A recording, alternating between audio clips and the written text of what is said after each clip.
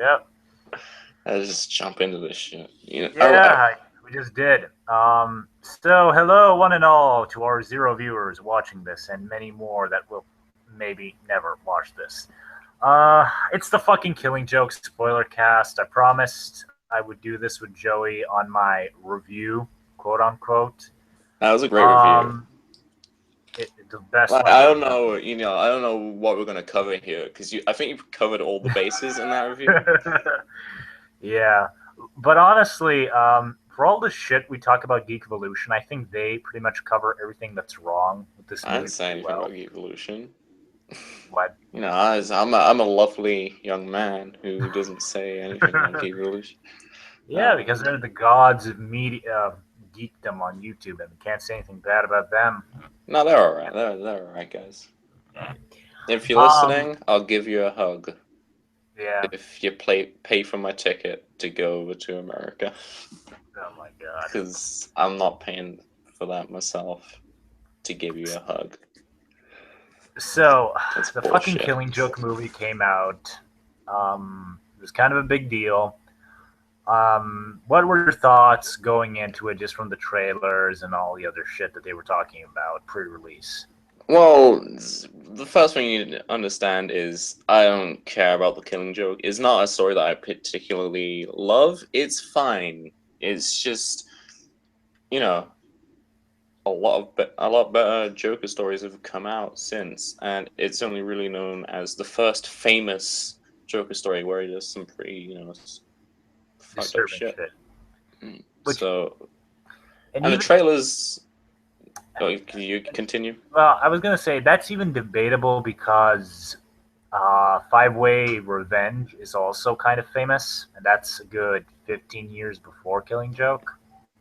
Yeah, but it's Alan Moore, so um, I wrote Watchmen, and you know, And I think all my I stuff is created the fucking X-Men shite. with Dave Cockrum, and Oh my and it was god. a good time.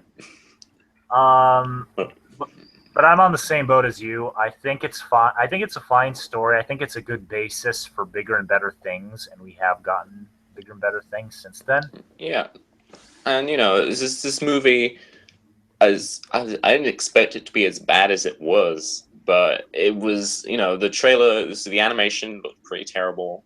Kevin Conroy hasn't Hmm. cared in the role of Batman, since for like 5 years now. So Yeah. yeah, but The I was last the last place I'd say Conroy was decent was maybe Assault on Arkham. Maybe. I mean, the thing is, in Assault on Arkham, he's not the main character, and he doesn't have much to do. Like you don't Yeah. have to do much. I could beat Batman in Assault on Arkham. Just get this brummy kid just to show like, hey, You would probably sound more age appropriate for a young Batman than Conroy does anyway.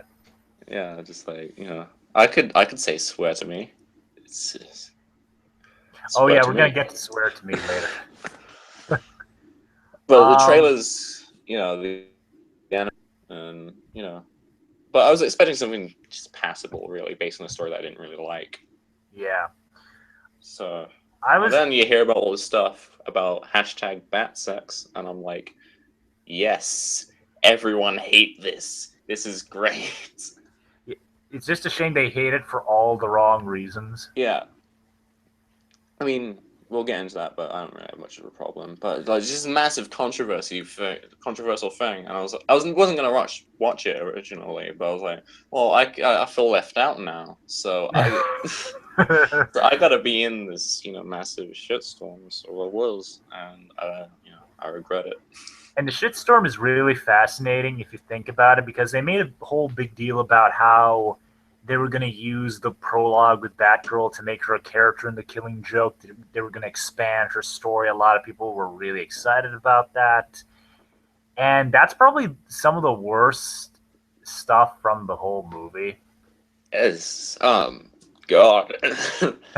Well, you know, um, how I'd best describe the entire experience of this film is it's AIDS, but it's not the AIDS you'd get from sex because that that implies some kind of enjoyment. It's the AIDS you get from a homeless man coughing into your mouth.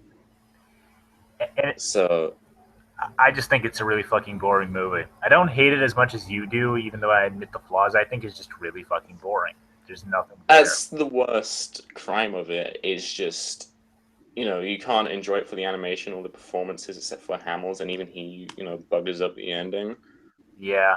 It's just this chore of a film that you're just waiting to end, but it never does. It's like purgatory. It's just you're there, and it's sad. I really wish I could have watched this in the theater because I really wanted to see how people would react to this movie. Like, what would they think after they came out of it? I'd like to, because I was encouraging our good friend / enemy James Brady to to watch this, and he was like, "Nah, fuck that shit, mate." So, but I was like, because I wanted to see. He's a total buzzkill. That's why we don't like him. Yeah, we hate him, James. Yeah. Go fuck yourself. Yeah, you're an asshole. But it would have been interesting to hear his thoughts on the movie. Because he hasn't read The Killing Joke. He's so yeah, one of the 5 people who's never read it. And so I like, because this movie really is for no one. Because it's not for the people who haven't read it and just want to watch the film to get the story, because they bugger up the story and they shove like this horror and Azzarello's and Bruce Timm's like fan fiction of Batman and Batgirl, and it's really just uncomfortable for all the wrong reasons in the front of it, and they kind of screw up The Killing Joke by the end, and it just doesn't really have Alan Moore's kind of style to it or atmosphere, and it's not for people who've read the book, because they screw it up. Because if you read the book, you're gonna hate this. Yeah. And I don't even like the book, and I'm like, oh, I appreciate it so much more now that this thing has happened to me.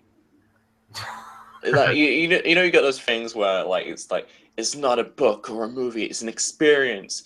This is that way, but it's not a good experience.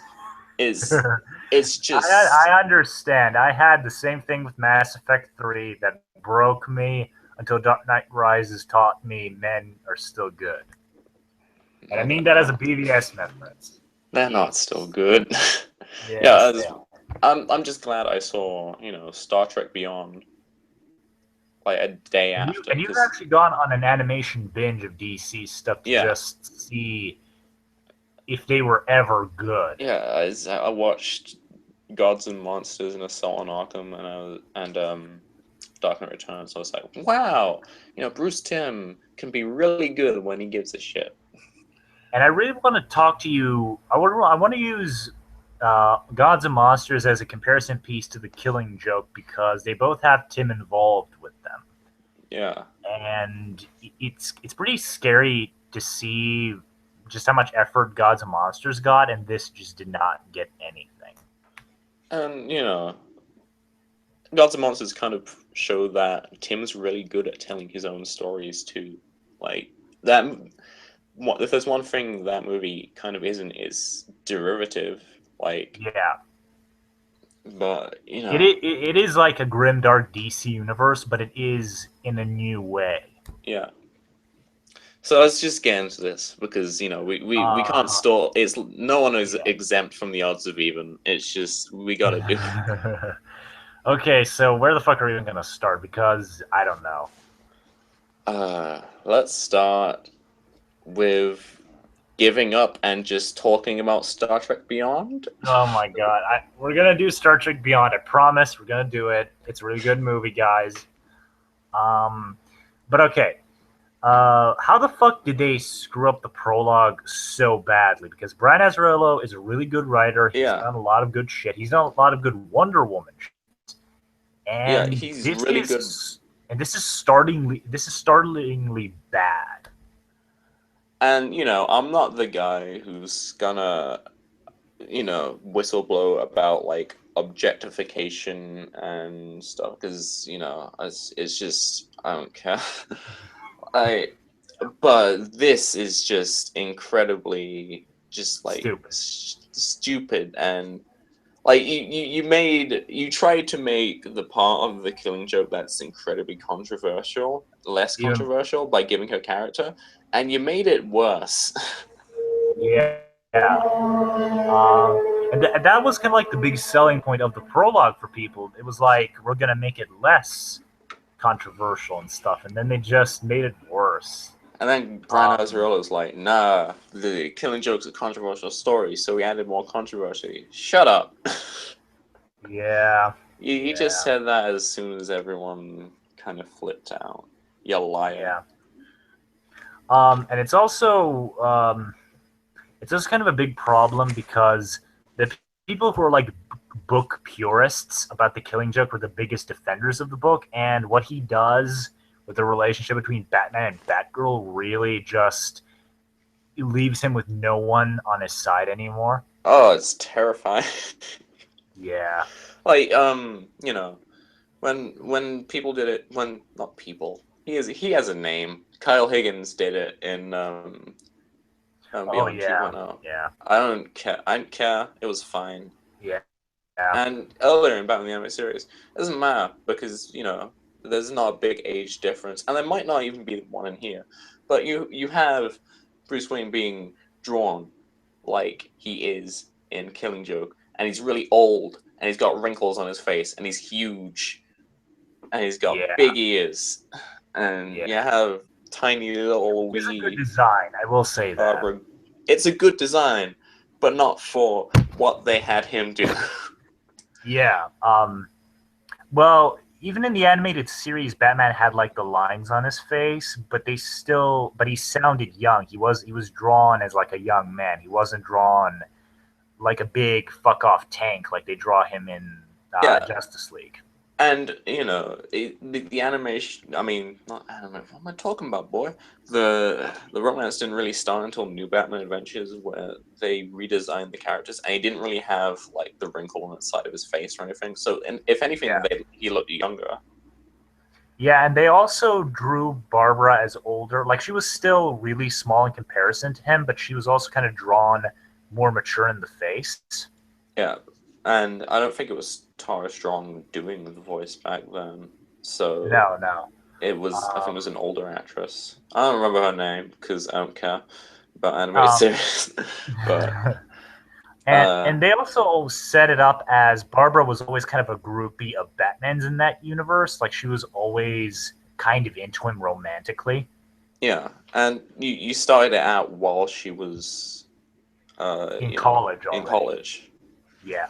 And she's out of high school here, but still, it's just the aesthetic and the way they did it. Yeah. Because it's never addressed in the movie again. Like, they have one conversation about it after it happens, and then it just never gets brought up again. A really bad conversation. Yeah. And it's really weird because this story kind of feels like you need to know other stuff to watch it. Yeah. But I don't know what the fuck you would even watch for this or read for this. There's obviously this maskless DC universe and this, relationship between Batman and the Joker built here. But you're never told about any of it. And, that you could say that's a fault of the book, but, the book starts off with, I've been thinking about this for a while now. But so you can just assume that he's been thinking of it for a while now. In the movie, you see him immediately before the Killing Joke story starts. And he's been doing this weird love triangle thing with Batgirl. And he doesn't give a shit at all. Yeah. Which I think they could have fixed if they just put one scene that's like in the middle of the movie at the start of the movie. It's the scene where he finds a bunch of people who died 3 years ago from the Joker toxin. Yeah. And I think that if you put that scene at the very beginning of the movie and then you just use the Batgirl stuff as kind of like a lead up to why Batman feels more vulnerable, I think they could have managed to salvage something from the movie. Or even though they've done this in animation before, we were talking about this the other day where you said maybe we could do Death in the Family and that could spark this for make this like a prequel sequel to Under the Red Hood, you Yeah. know, because people really like that movie. It's called one of the best Batman movies ever, and I think if you tied that into Under the Red Hood, I don't think a lot of people would mind that actually. Also, it's got the voice actor from Young Justice, which also has a massive fan base as well. Yeah, people So, like Bruce Greenwood as Batman. but no, we gotta have Mark Hamill and Kevin Conroy. I mean, I'm fine with Mark Hamill, but they're not a package deal. We had Assault on Arkham where you had Troy Baker and Kevin Conroy. Why do we have to keep dragging Kevin in with Mark? We could have just had Mark and Bruce Greenwood or another actor who Yeah, actually fit this and material. yeah, and I think Bruce Greenwood would have done a great job of selling Batman being pissed off later in the movie Yeah. because, like you said, there's a moment where Batman says, "Swear to me," and it's just so fucking bad. It's you have demon Christian Bale it wouldn't be as bad to me if Kevin Conroy wasn't constantly ragging on Christian Bale. Yeah, Like, just I mean, you need to see the film as its own individual piece, but uh, I don't care if you make fun of the Christian Bale voice, but if you're in that moment and he's holding you upside down and he's shouting at you, you're scared. yeah, Because he's got this and demon voice and he's crazy because he's Christian Bale and he shouts at people on sets and he was in American yeah, Psycho. yeah. Um, uh, but I also think what was I gonna say? But even if you just ignore the fact that one's a live action movie and one's an animated movie, if you just put those, if you put that away, if you just listen to the way they deliver the line without the visuals, I think you'll still feel a lot more intimidated by Christian Bale Yeah. telling you "swear to me" than Conway. Um, And, I forgot what I was going to say. and I wouldn't mind it if Conroy was trying to play this up as Batman, like being in a controlled Yeah. anger where you can tell he's pissed off, but he's like trying to keep it in. He just sounds bored. And it's not really something that they largely pull directly, largely directly pull lines from Killing Joke. This isn't something that the Alan Moore Batman would really say. Yeah. Uh, it's not something Alan Alan Moore's Moore would Batman write. is like more well spoken, I Yeah, think. he's very much influenced by the 70s or in effect the 60s Batman, like the Dennis O'Neil, very well spoken Yeah. Batman, very Yeah. cultured.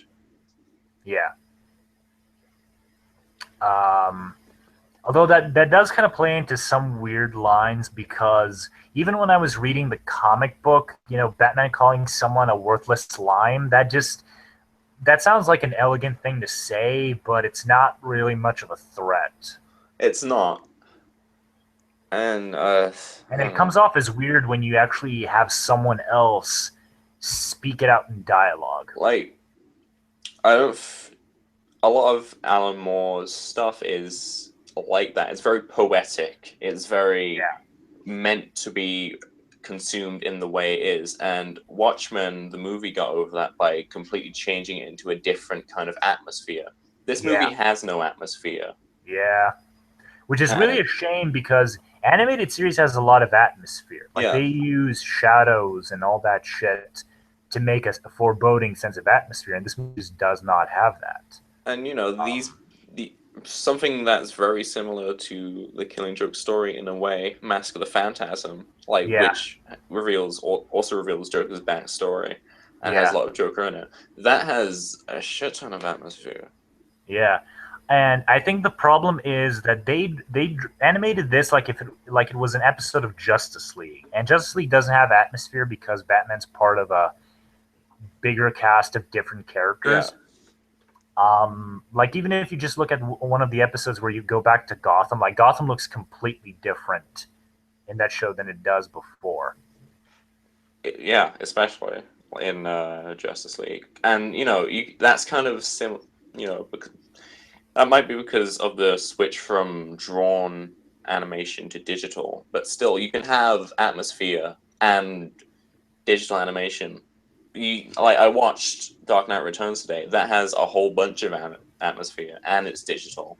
Yeah, like the scene where the woman is like going home with the groceries, and then you just see this guy in the shadows grab her, and then Batman, breaks through a wall and gets him. Like that shit's really atmospheric. That shit's really cool. Like even in the end, which is a moment that I think is better executed than the comic, even though I like the comic more, where Yeah, Batman is stopping this riot and like this massive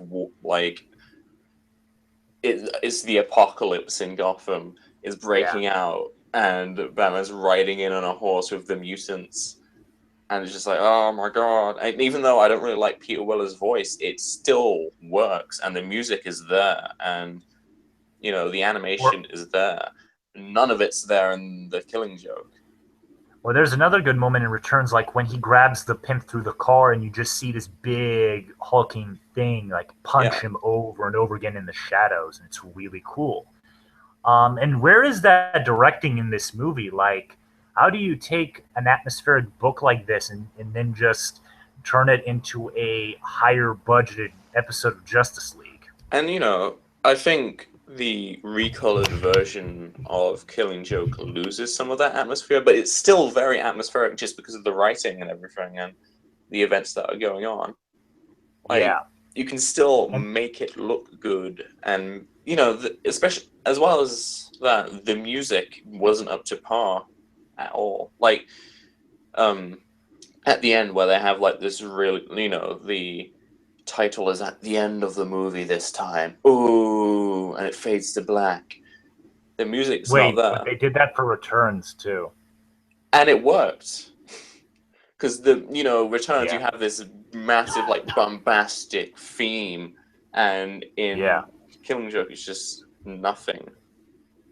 Yeah, well, they try to pass it off as like a profound moment where you're supposed to contemplate what's happened in the movie, and it doesn't work Like no, not at all. because there's nothing to contemplate too. Like none of the themes and ideas that are in the comic book are translated well at all to the movie. And Um, that's what gets my blood boiling about this film, because it's not very complicated. Like aside from Alan Moore's very distinct voice, which kind of enhances the experience, it's a very simple, basic Batman Joker story among the millions that we have today, and the large number that are a lot more complicated, like Clown at Midnight or Endgame. or even Death of the Family. Even that has a more Yeah, interesting, look on their relationship. I would even say Dark Knight Returns has a more interesting look at them than this does. definitely. Um, and I think it's also really important to note that I really don't think this needed to be a full feature length movie. I think they could have made this as like half an hour short. Yeah, like in Green Lantern Emerald Knights, they basically do, I think it's like two or three of Alan Moore's stories that he Really, did for Green Lantern. all of them, or just a Not few. all of them, but a few of them mixed in with other stories. Really, And I think those individual stories are about as long as Killing Joke. So you could do like an anthology film with like significant Joker stories that are pretty short, yeah. that couldn't warrant their own movie. Like say The Clown at Midnight or something, or The Man Who Laughs. Like you could just, Um, I or The would. Laughing Here's Fish. what I would have suggested. I would have suggested, maybe Man Who Laughs, then maybe Five Way Revenge, and then a part of Death in the Family, and then we transition from Death of the Family into Killing Joke, directly. And so you kind of have this sense of continuity where you see how this relationship starts, you see how it evolves, and you see how it escalates to a point where the Killing Joke needs to happen. Yeah, you Um, definitely put Killing Joke at the end, because that's the big one. Even though, despite whether you like it or not, it's the most highly revered one out there. it is, yeah. But I really do think that they could have done the anthology thing, and I don't think people would have minded as much. I think people would have been delighted to see, Man Who Laughs and Five Way Revenge and that kind of stuff lead up to the Killing Joke. I think they would have appreciated the experimental nature of the whole thing. I mean, it didn't work. Well, I don't mind Gotham Knight, but it was very mixed on that. But it did work for Emerald Knights, and a lot of people liked that because you had Mogo Doesn't Socialize, and you had the Ab and Sur story, both of which Alan Moore did. So you had all of these great Green Lantern stories, like one-shot Green Lantern stories in there, and people really liked it, and they did that in the hour allotted time, right? Yeah. So yeah, you could have just done Killing Joke as like the big finale with the little 15-minute tidbits leading up to it. But they didn't, because yeah, they didn't. They wanted to put their fan fiction in there. Yeah, and I also think that if they made Killing Joke smaller, they probably would have had more time and money afforded to them to animate it better. Yeah. Because honestly, they waste half their resources on the fucking Batgirl shit. Definitely. Like, I think that looks better than the Killing Joke section, which it shouldn't. Yeah. And also the design and the designs for the prologue are actually different from the rest of the movie if you look at it, because there's this weird thing going on where Batman looks like Brian Bolden Batman, and then Batgirl looks like an upgraded TAS version of herself. Yeah. Like, she does not look like she fits in this universe at all. And that's kind of the thing. Like, throughout the entire film, they're like, we're gonna do Brian Bolden, but we're not. The whole thing feels incredibly lazy, and like, well, we're gonna, for a few shots, we're gonna make it look really good, but then we're gonna go back to whatever shit we were doing before, and we'll just put those shots as promotional images or something, so we can catch you and then trick you. Yeah. Pull the rope under you and say, you're watching a piece of shit, mate. Yeah. And it's really weird, too, because the Dark Knight Returns movie does not look like a direct translation of the comic book, but it still gets the aesthetic of the comic book down right. Like, so, it's a lot cleaner than the comic book, because it'd have to be, or you wouldn't know what was going on. But they kind of have like this weird, like, fuzzy kind of thing to it, where there's no real lines. Yeah. It's kind of, it's like Samurai Jack, but not. It's not the art style, but it has no lines to it, so things can kind of blend together, and it doesn't look super clean. Yeah.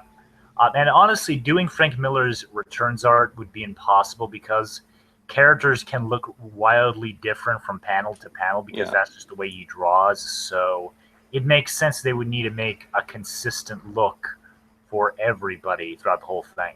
Yeah, they've done more complicated art than Brian Bolland's. Brian Bolland's seems relatively easy to what they've done, especially since, things like Under the Red Hood in the comics didn't have consistent artists. Yeah. Yeah, that's actually a really good point. Like, that thing had lots of different artists on it, and they gave it a consistent look. And Superman versus the Elite, even though it's one issue, it has Lee Bermejo and Doug Monk on the same issue, and they are very different styles. Yeah, and the movie doesn't look like it at all, but it still looks good. Yeah.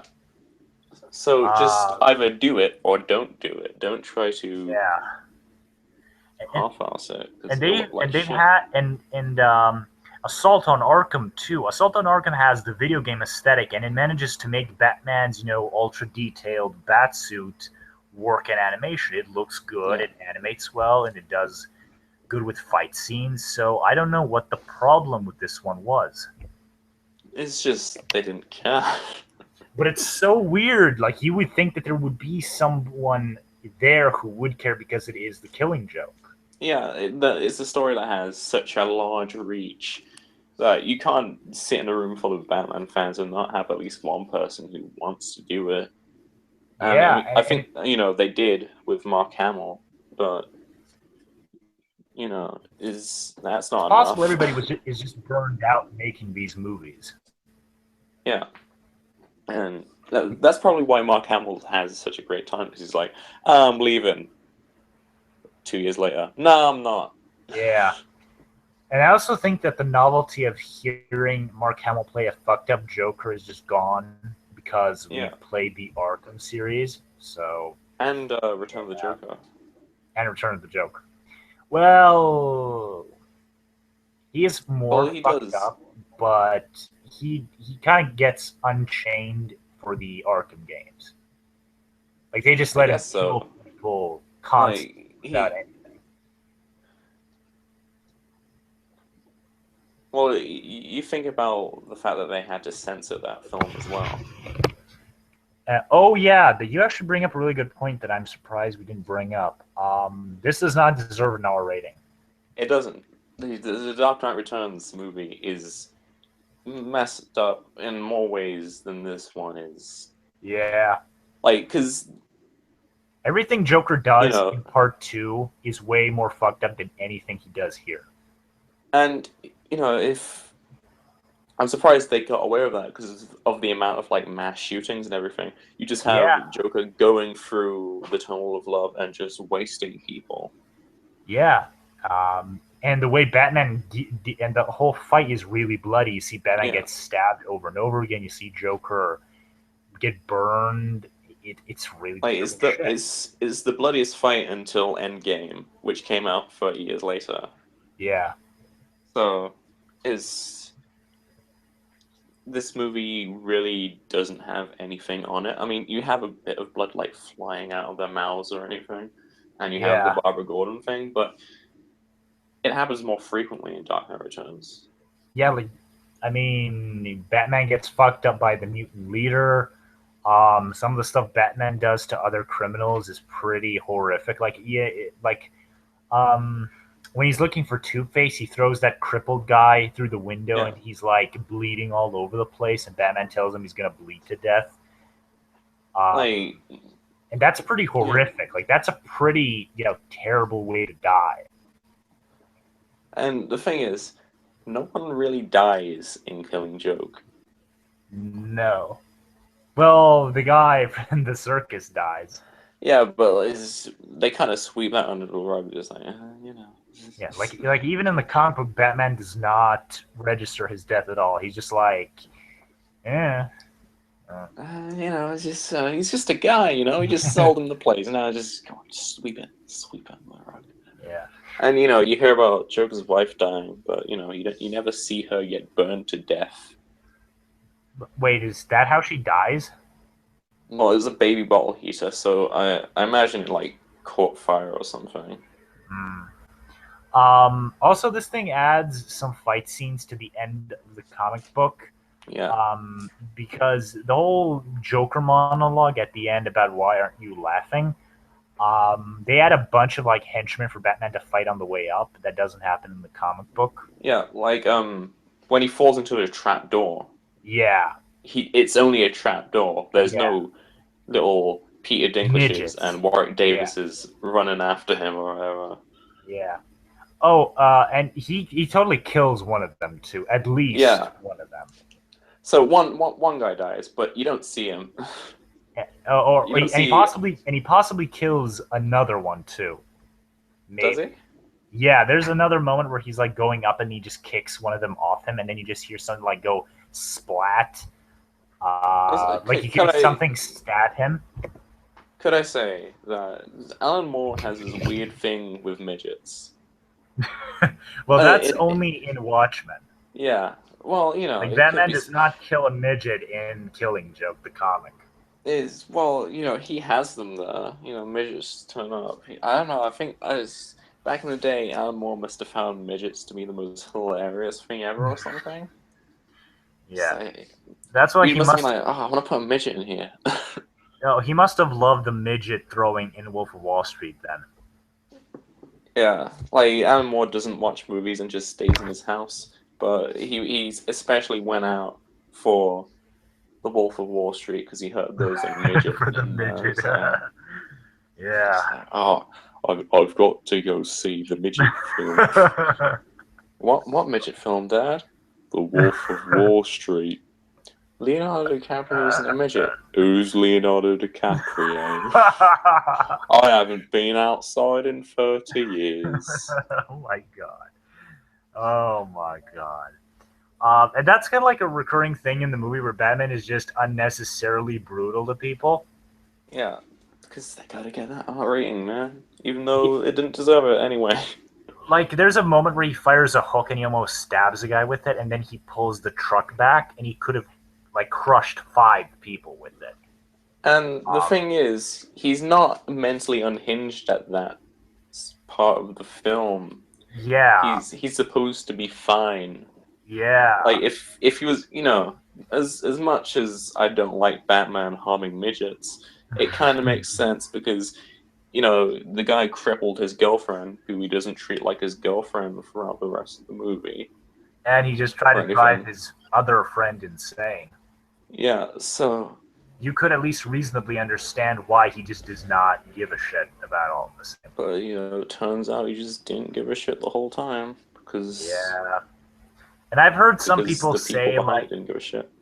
And I've heard some people who like the movie say, oh, well, Batman is unhinged at the beginning of the movie because he's already thinking about the Joker. And I'm like, there's no fucking context for that at all. It's I'd say show not tell, but they don't tell either. So it's just not there. But there's no context for anything in this fucking movie. Like, I don't know why anybody is acting the way they are in the whole movie. Especially Batgirl. Yeah. Batgirl feels like there's a whole other thing I need to watch or read to get where she's coming from. Yeah, but it's not something I think I particularly want to watch or read. Yeah, because they're both terrible in this movie. Like, they're both incredibly emotionally manipulative and weird. Yeah. Like, oh god. And I think they could have just handled it a lot better if they just had Barbara treated as sex, because there's a moment where she's kind of outraged and then she says it's just sex. I think that if they just wrote her as being calm about it, they would have managed to convey the message that, yeah, it is just sex. She's not taking this personally, whatever. Also, these two parts of the films just don't have anything to do with each other whatsoever. That's why I said we should have connected this to Under the Red Hood to make some fucking continuity. I mean, like, the thing is, Commissioner Gordon, like, if you're reading the Killing Joke comic, you know who Commissioner Gordon is. And again, there's no context for it, but you can just assume there is because they don't show anything that happens immediately before it. Well, the comic operates on the logic that you've been just reading Batman for a while now, so you can just infer that's the backstory for the comic in a way you can't for the movie. In the movie, he just shows up and is like, hey, Batman, you gonna go catch this villain we made up for the movie and is kinda shit? That's nice. I'm gonna walk off now. Bye. Yeah. And he has like one line, and then we're expected to care as the Joker mentally torments him. But he's barely a character. I feel like, he has 5 lines in the film, and one of them's the one after the Joker tries to break him, and he's like, I want it done by the book. We don't know who this person is. Yeah, because it has no, foundation to build off of. Yeah, for all we know, Jim Yeah. Gordon could be mentally unhinged and shooting himself up with heroin or something, because he could be a person who likes to dress up as a clown on the weekends and hang out with hookers. Or he's secretly pining after his daughter too, or he's secretly Idris Elba under a whole bunch of makeup, and you have to go and freeze frame this old footage from this old ship and find Idris Elba's dumb are you face. really gonna go into Star Trek Beyond? And he's like, hey, I'm Idris Elba, Hollywood actor, hi. Yeah. For all we know, because we don't know this person at all. Yeah. And and it doesn't even have the excuse some of the other animated movies do where you can like base it off of their other animated appearances either. You know what I mean? Yeah. Like the Justice League movies, you can just kind of base them off of Justice League, the animated series. Like it's the same cast for most of them, blah blah blah. You can infer Also, that stuff. I I don't think we ever see Barbara Gordon and Jim Gordon interact in the Batgirl sequence. No, we don't. So we don't know what this guy, what this girl means to him. We only know like they're related in the Killing Joke sequence, which is past halfway through the movie because Yeah, the entire Batgirl sequence takes forever for some reason. yeah. It's half the fucking movie. It's more than half. It's like It's the like movie. 40. It's 40 minutes Yeah. at least. At least. Um, So it was. Do you think people came here to watch your fan fiction, Brian, Tim, I whatever?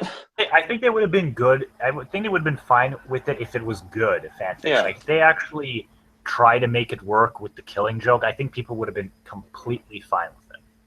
Like what you need to do was make these people characters. Because And the movie sets up Batgirl as the protagonist for 40 minutes, and then she just disappears. yeah, and, And and her stuff has nothing to do with the Killing Joke. Like they are unrelated events completely. we're supposed to dislike Batman. We're supposed to be on Batgirl's side and everything throughout the entire Yeah, first more than half of the film. But first 2/3 or something. yeah, And then we're supposed to sympathize with him. And we don't yeah. know who Jim Gordon is for the first 2/3. And then we're supposed to care about him. And the Joker's not in it for the first 2/3. And then we're supposed to care about their relationship and everything. Just nothing There's no is set up. context for anything. You don't understand where anyone is coming from at all in the whole movie. And we're just scratching the surface. Yeah, and honestly, I'm gonna say this: like, a lot of the complaints that people throw at Batman v Superman. Yeah. I would sooner throw them at this movie than that one. Same here. It's overly long. There's no it's context shallow. for anything. It's really shallow. Really bad CGI. Yeah, the car thing. Oh, can we just go back to the animation for a second? Yeah. What the fuck do they do with the last encounter? Because they messed it up. Because when Batman escapes the pit thing, he goes like through this hallway of mirrors, and it's really kind of cool. And then he smashes through the mirror, and then he just throws Joker the fuck out of the building. And then we have a conversation in the rain. Why? In the comic, yeah. Yeah, why did they change that here?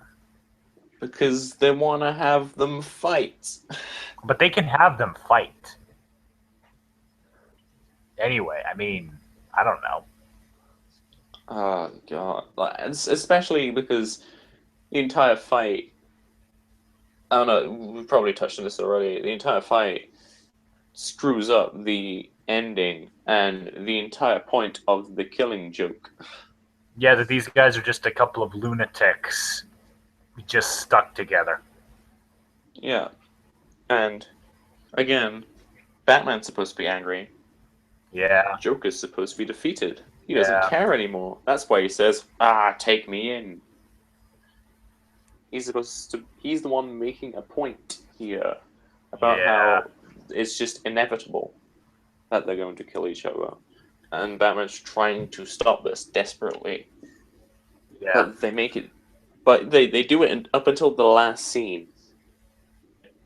So all of the thematic stuff you've paid off through the entire, I don't know... It's not even the first part of the movie because that's the dumb Batgirl section. Yeah. Doesn't and Also, all that stuff doesn't you pay know the off. moment where Joker pulls down his cowl? Yeah. Yeah, that doesn't really work in animation. Well, yeah. And that's all I can say. Yeah. It's crap. Yeah.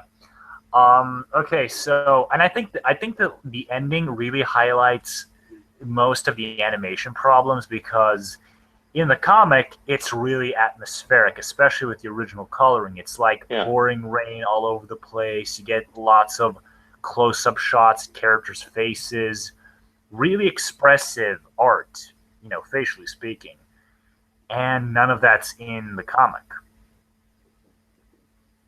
You mean the movie? Not in the movie. Yeah, in the movie. Yeah. And they don't even do like the light thing at the end, which is like supposed to show the difference between Batman and Joker or some shit. And the because in Alan Moore's like most of his standalone comics, like For the Man Who Has Everything, where you have the narration, which is this is a man at his most happiest, and it's like, and the end of the narration on the first page is he is happy, he is content. Yeah. Content. And throughout that, and at the end, you have Mongol, who has like the entire world enslaved, and it says he is content. There's very cyclical nature to all of Alan Moore's like more standalone stories, and you have that here with the rain. Well, you can't really do that in a movie, though. But it's not narration in the Killing Joke comic. It's just symbolism and images. That's true. Yeah. And that's kind of a problem that you've highlighted before, where nothing besides Watchmen has actually tried to give Alan Moore's adaptations any real atmosphere. And even Watchmen does a completely different thing in the comic. Because Watchmen, the comic, is supposed to be the most depressing thing ever. Yeah. But, like, if you look at the movie isn't. Night Owl is the perfect example of this. Night Owl in the movie looks really cool. Yeah. Like, his costume is really cool. And in the comic, you're just like, oh my god, this guy looks pathetic. Yeah. Which isn't necessarily a problem with the Watchmen movie because it still manages to convey. Because it's trying to do a different thing. Yeah. And I think that different thing worked for Watchmen. That's probably why it's the most successful Alan Moore adaptation that we've gotten so far. So, they needed to either do a Batman Year One, which I don't hate as much as everyone else does. It's just the comic, and it's fine because that's just what we were going for. Yeah, I would do a Batman Year One where you just adapt the comic, panel for panel. Yeah. Or do a thing where you change.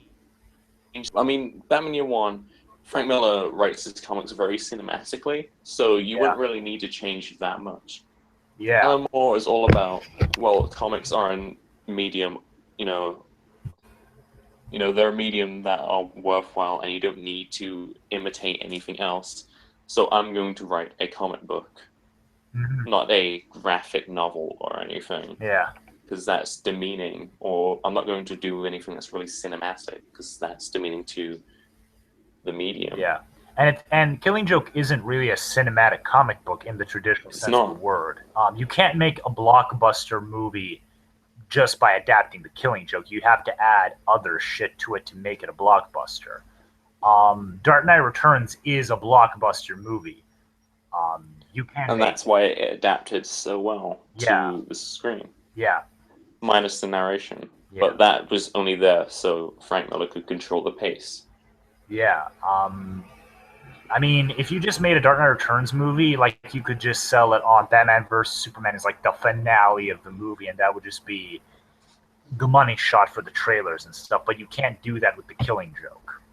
Or just you could, because, I'd say within the kind of, Batman franchise, the Joker has become a big deal. Like, oh, we're doing the Joker in this one. Especially now with Suicide Squad.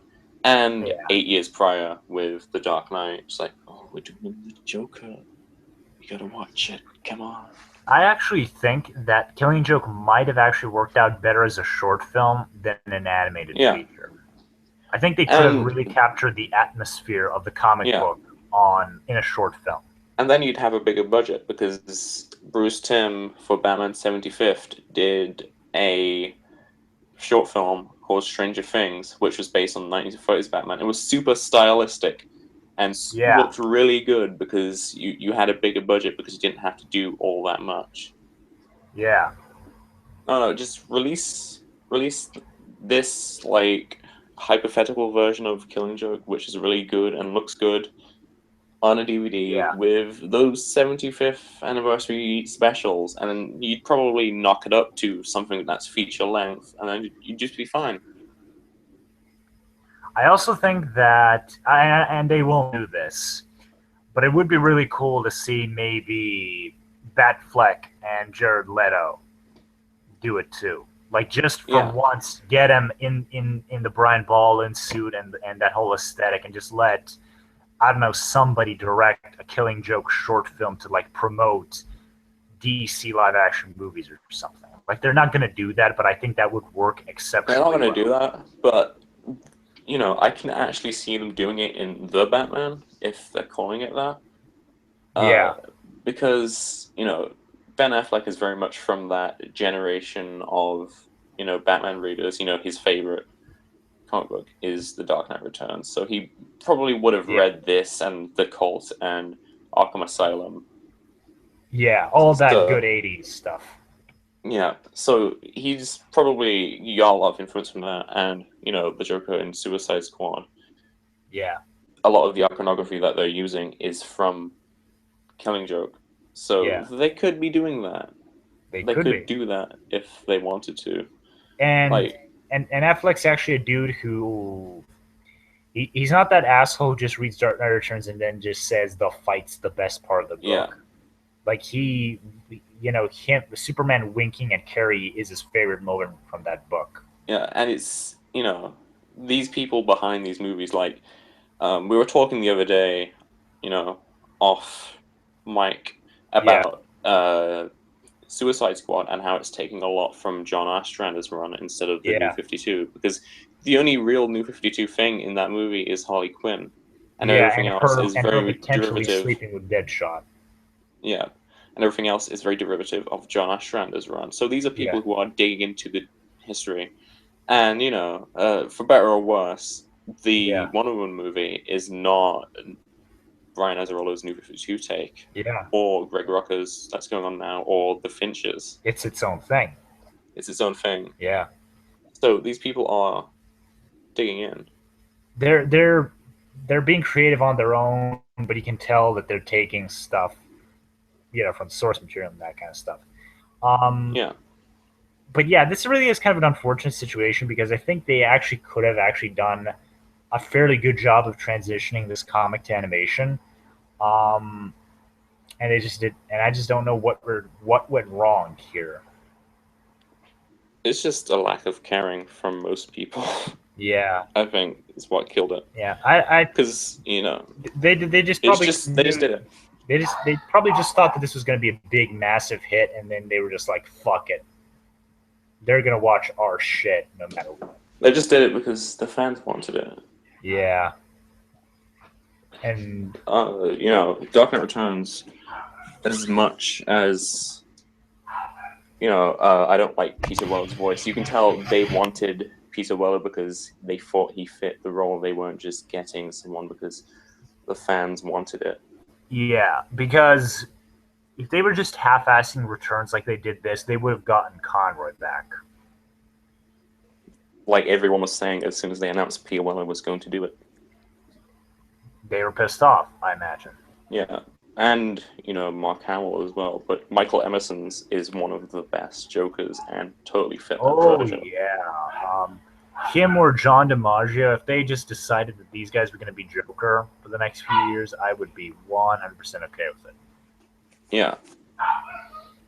And speaking of Dark Knight Returns, it really is unfortunate that Dark Knight Returns did not get this kind of marketing push behind it, because I think it's a better film. It's better. It's also feature length. Yeah. Like, you get your money's worth. Like, you sit down and watch the deluxe edition of that. You're sitting down and watching a movie. Yeah, like instead of an hour-long the thing. deluxe version of The Dark Knight Returns is the exact same length as Avengers: Age of Ultron or Batman v Superman, the theatrical cut. Yeah. So imagine sitting down in a movie theater with that and like just watching that with a whole bunch of fans who love The Dark Knight Returns, and you wouldn't have any people really awkward, uncomfortable experiences like you would with this movie. I mean, because they would probably feel awkward about some of the violence that's happening, but they wouldn't leave the movie thinking, what the fuck was this? They'd probably leave the movie thinking, this was fucking awesome. Yeah. Especially with the end, with, like, the apocalypse. Yeah, and Batman versus Superman, because you just know a lot of people would go to watch the thing just to see the two of them fight. That's pretty much like the best gimmick you could ever want for marketing a movie. Yeah. I don't know what to say anymore, honestly. This movie shit. Yeah. Like, as soon as I watched this movie, I was just like, I was gonna do some writing. I don't feel like it. I'm doing this retrospective on Grant Morrison's Batman for my channel. Plug. Subscribe to Robo Brando. And the next one I'm doing is Clown at Midnight. I want to do it. Yeah. I was like, you keep saying they should make Clown at Midnight into a thing. I don't know what would they even do with that.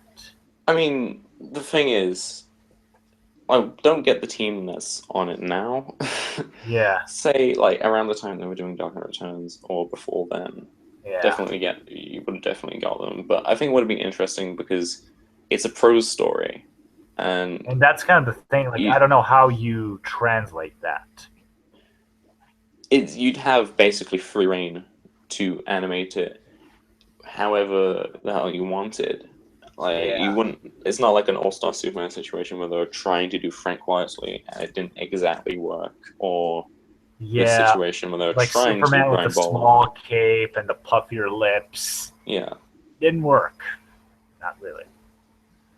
So you'd have free reign, and if you got like a really good style for that, it could look really amazing. And it's a great story already. And they wouldn't have to spend much money on it. It would be like 20 minutes long. Yeah. You could have put that in the anthology, eh? Yeah. Maybe as an epilogue to Killing Joke or something. I don't know. Could have been done. You could possibly do that before it, because it's, you don't really know the new version of the Joker that Joker's becoming by the end of it. You only really get that in RP, so he could have become the Killing Joke version.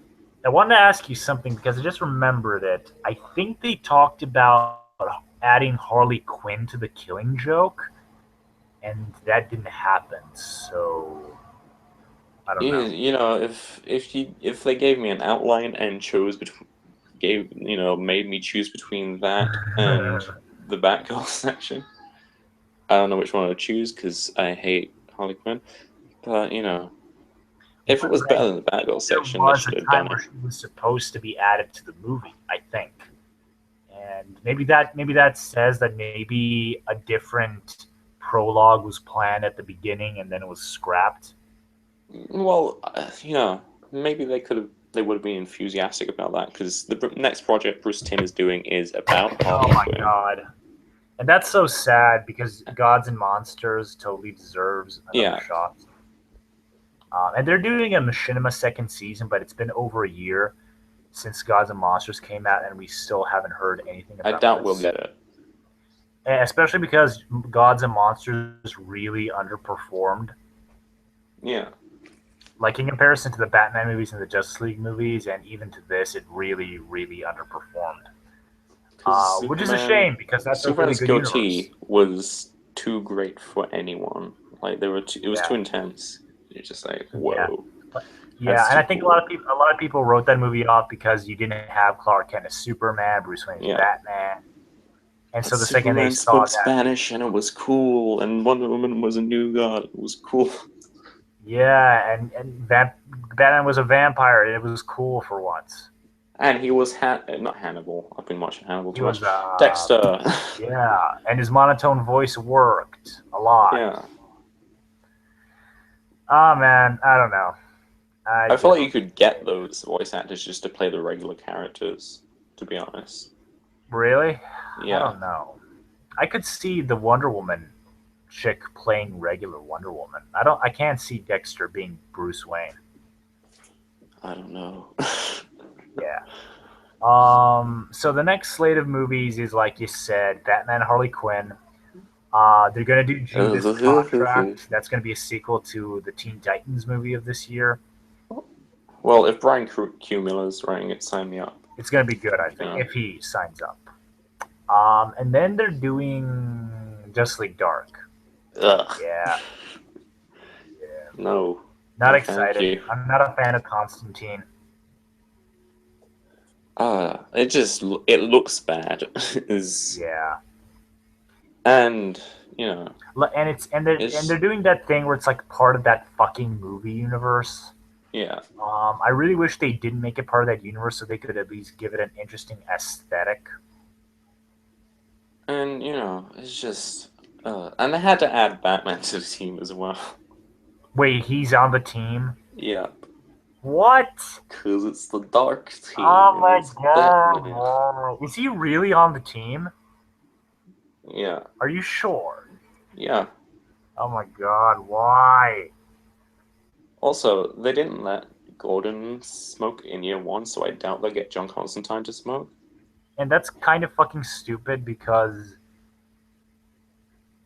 Well, it's we have consistent. swastika Matt Ryan. tits in Dark Knight Returns. So why isn't it okay for people to smoke? I don't know. Joe Quesada was real sad, and he was like, "Marvel can't do it.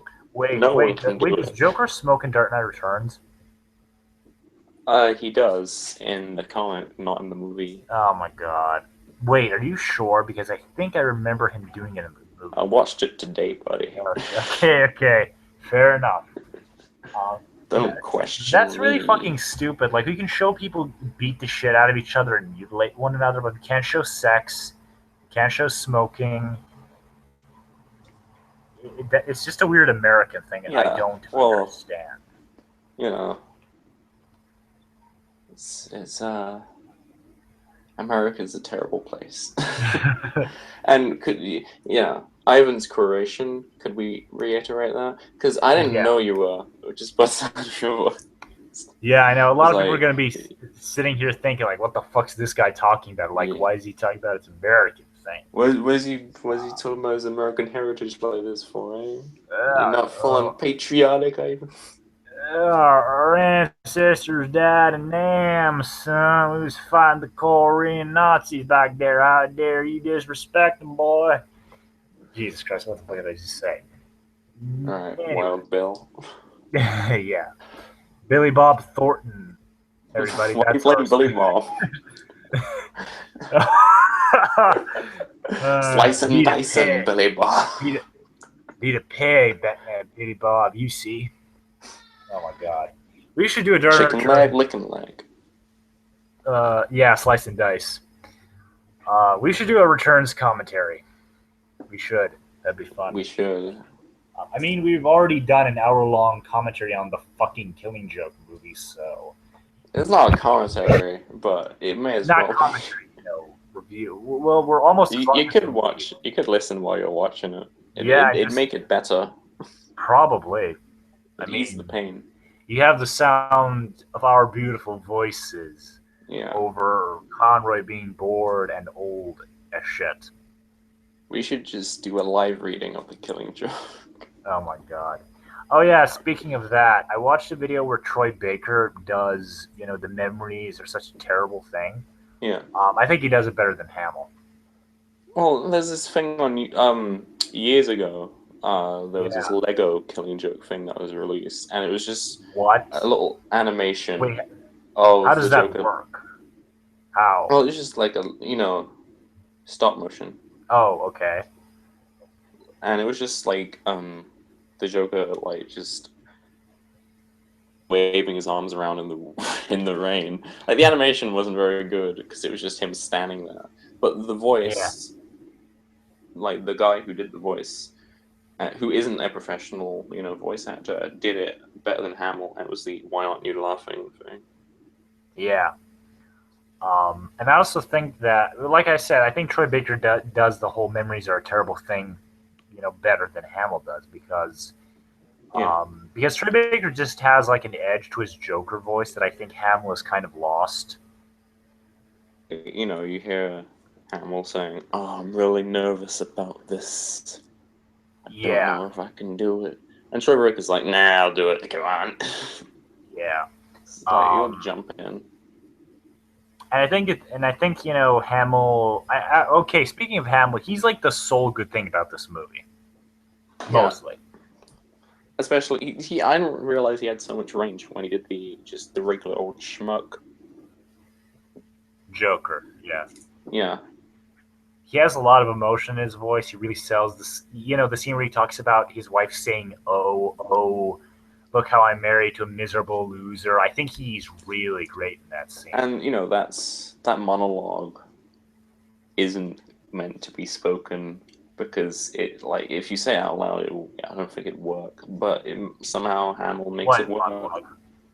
Like, every time I walk down through the corridor, she scowls at me. Like, that's very melodramatic. But Hamill somehow makes it works. I didn't notice it being kind of weird because no one is going to say she scowls at you. You'd say she's looking like you're a piece of shit. Like, that's what you're going to say. Also, there is kind of like a weird line from his wife where she says he's good in the sack. Yeah, that's weird. And it's supposed to be melodrama. Yeah. In the comic, and it's unreliable narrator in the comic. Yeah, because when she says you're good in the sack, like, she has this really disturbing look. Yeah. And so does Joker. And the visual style in the comic is much more distinct than in the film. Yeah. Where everything just looks grey. Yeah. And it's not even like the Brian Bolland gray where it adds like grittiness to everything. Yeah. Like, if you compare how Batman enters Arkham to how he enters it in the movie, like, regardless of which coloring you're choosing, it just does not compare at all. I just feel like,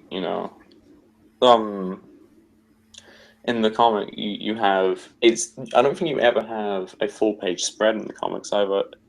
It's mostly the 9 panel structure, the 9 panel structure that Alan Moore, likes to use. In the film, you can't do that.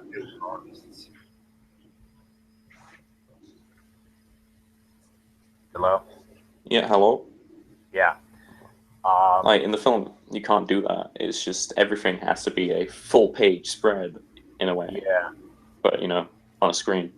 Yeah. Like, if you compare Batman, when Batman goes into Arkham, like, they just show you, like, the big, full shot of the place. In the comic book, you don't see that. You just see, like, bits and pieces. And I think with careful camera work and how you frame the shot, I think you could have recreated that stuff fairly closely to the comic book. Also, like, just the things that they change unnecessarily, like, in the movie, they kind of thought they were being smart with, like, Two-Face trying to reach for his coin and everything and scratching Zelda. In the movie, he's just, like, giving us this really creepy, like, dead stare right at the reader. Yeah. Like, with his face. So, and you already have the theme of duality. Yeah. Put into it. But in the movie, it's just like, oh my god, look, it's Two-Face. And in the comics, a lot more subtle, but a lot more effective at the same time. Also, the comic book had Batman confront the Penguin, which is not in the movie, I think. I think it is. I don't know if it is. I don't care. And there's also a scene where he interrogates some hookers, which also isn't in the comic book, and that's gotten people riled up too because it makes it seem like Joker did rape Barbara. I think he did talk to some prostitutes. It's just that the dialogue has changed. Yeah. Where Well, where they say maybe he found another girl. Wink, wink, nod, nod. I can't believe Bruce Timm did not see the implications of that. Yeah, well, Bruce Timm is a dirty old man. Yeah. He doesn't know what he's doing. He's just like, I think it's factually evident right now that writing comic books just makes you go insane in old age. yeah. Like John Burns gone crazy, Claremont's not all there. Stanley is the only one who's somehow gotten better. Yeah. Like he's like, Frank was oh, always insane, so that's fine. Frank was just always he was always permanently an angry teenager. Mm-hmm. I don't hear me. Your friend? No. Is there anyone Fuck there? off. Everyone. That was my sister, everybody, making her second cameo appearance in Wow. Ebony and Ebony. Hi. No, she's not here. Fuck off. Oh. Okay, let's wrap this up because I think we have honestly gone on as long as the movie.